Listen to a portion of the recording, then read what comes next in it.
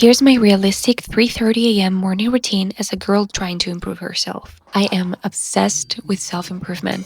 I think we all should be constantly trying to improve ourselves. That's why I love to wake up this early. I take a full glass of water with lemon, ginger, vitamin C, and chia seeds to make myself a little detox drink. I normally fast until 9 a.m. because I'm on a detox shred journey to achieve my perfect weight. Then I read around 10 to 20 pages of a self-development book because I try to read around 3 self-development books a month. And to be honest, I've read a lot of them already, and I've gotten a lot of valuable information that has helped me to become a better version of myself. Before I go on a run, I also love to do my 4-step skincare routine. Here I've got my washa, serum, moisturizer, and then I do around 30 to 40 minutes of meditation.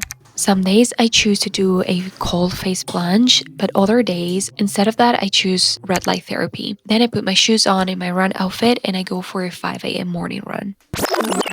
Are you feeling overwhelmed at this point? Actually, you should. Let me tell you something. This is not how my mornings look like. So let's do that again. This is how my mornings actually look like. I wake up at around 7 to 7:30 to have at least 7 to 8 hours of sleep. I go to the bathroom, I wash my face, I drink some water, and then I go and say hi to my little cat and my dog. I spend some time with them, I feed them, and then I read my Bible, and other days I don't. Some days I meditate, but other days I don't. And then I go ahead and do some nourishing breakfast. Eggs, toast, or whatever I feel like eating that morning.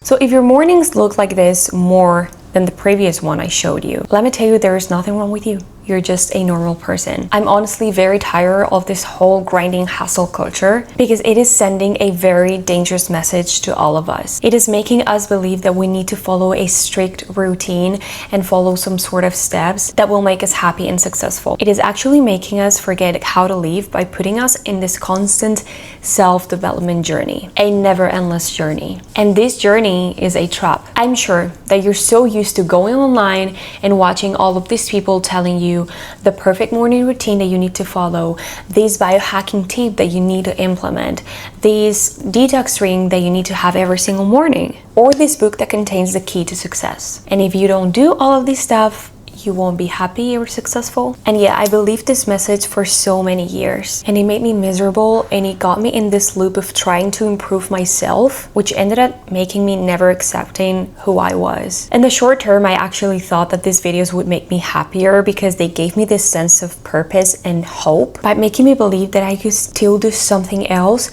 to be happier, to be more successful, to achieve that life of my dreams. But in the long term, it kept me in this constant hustling loop, and without even realizing it, I ended up putting myself in a position of misery because watching all of this content, it was inputs telling my brain that I was not enough, that I needed to improve something about myself, that I was lacking a piece of information, a tip, a method. And I'm sure that you've gone through this as well. And this is very dangerous because it is making us focus all the time on scarcity. It makes us focus on what we don't have. The more that I keep searching on methods, tips, books, videos on how to become better, how to be happier, how to be more successful, the more inputs that I was putting in my brain telling it that I was not happy enough, I was not successful enough, and therefore the less happy and successful I felt in my life. And that's why I said that it's an endless loop, because at first it gives you this dopamine hit of, oh, there is something else I can do to be happier, right?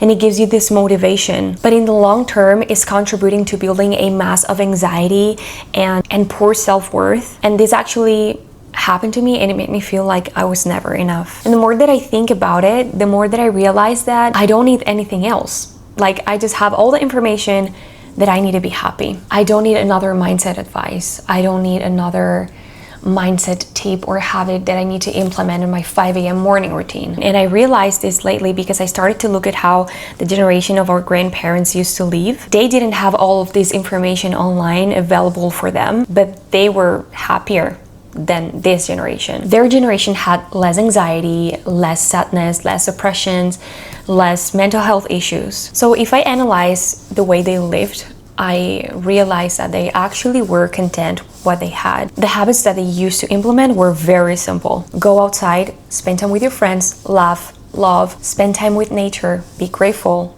pray, and work. They didn't seek perfection because it was not told to them constantly that they needed to achieve something. They weren't sold this lie or this idea that they lacked of something constantly in order to become happier or to be successful. They were just not receiving this input constantly. But we are. And that's why I've decided to stop reading self-help books, self-improvement books, hustling books, and I switched them for novels. This is why I have decided to stop putting myself into these strict schedule morning routines that would lead me to the ultimate success, but instead I'm just focusing on enjoying life and being grateful. Well, of course, while working on my goals, because there's nothing wrong with that. And let's not mistake being obsessed about self-improvement with actually having goals and plans for your life, which is totally cool to be ambitious. Well, I believe that all of us should have plans, should be ambitious in order to have a great life. I think that we need to be very aware and cautious of not falling into this trap of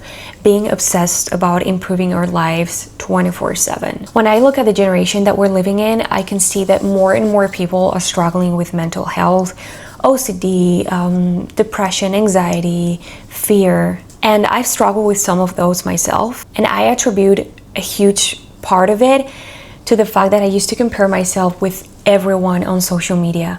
I went online and 24/7 I was just looking at this person that had this ideal life, at this other person that seemed so happy. I constantly was receiving this input of, you're not enough, you need to know more information that will lead you to success.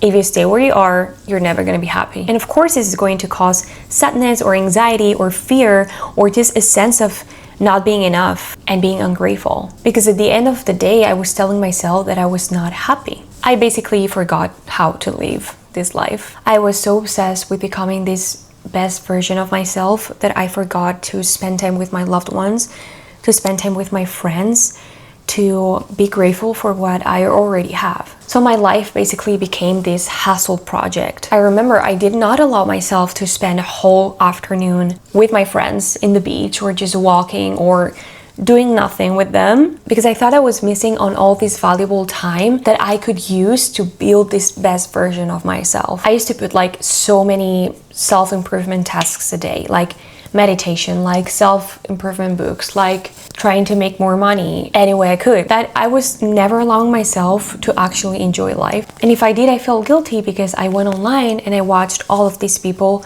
telling me that I have to keep my head focused on work, that I couldn't spend time doing nothing, that I had to grind, that I had to hustle. But if I look at the future and I imagine myself as a 99-year-old, I don't think that I would look back and say, oh, what a nice self-improvement book that I read, or oh my god, my body looked so perfect back then. What I'm sure that I'll actually love to remember is the laughs that I spent with my friends, is the sunsets I watched, is the trips with my family. And maybe you're watching this and you're thinking, yeah, but you still need to work hard to achieve your goals, right? And I totally agree with you, but this is about not forgetting to live your life. This is about no longer being obsessed with achieving materialistic success, with achieving a version of ourselves that we consider that is more worthy than who we are nowadays. This is about balance. You cannot imagine the relief that I felt within myself when I allowed myself to not feel guilty because I didn't go to the gym one day, or I gave myself permission to sleep one more hour when my body truly needed the rest, or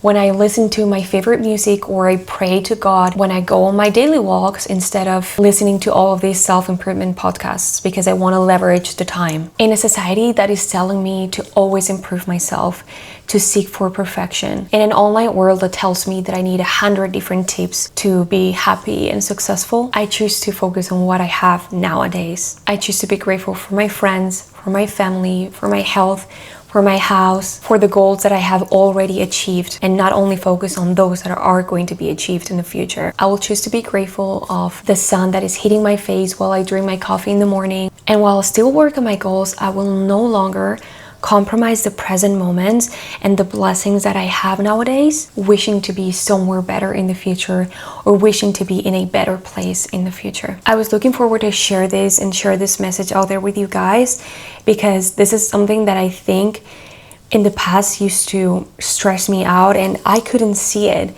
I honestly always thought that there was something wrong with me, that I always had to do more to be better. But what a relief to actually enjoy who I am today and just remember that you can do that too. Just look at your life. If you're spending too much time on social media, consuming content that is indirectly telling your brain that you're not enough, I totally encourage you to stop doing that and start focusing on your goals, on your blessings, and on who you are right now. Thank you so much for watching. I hope that you loved this video and that you subscribe to my channel for much more. See you in the next one.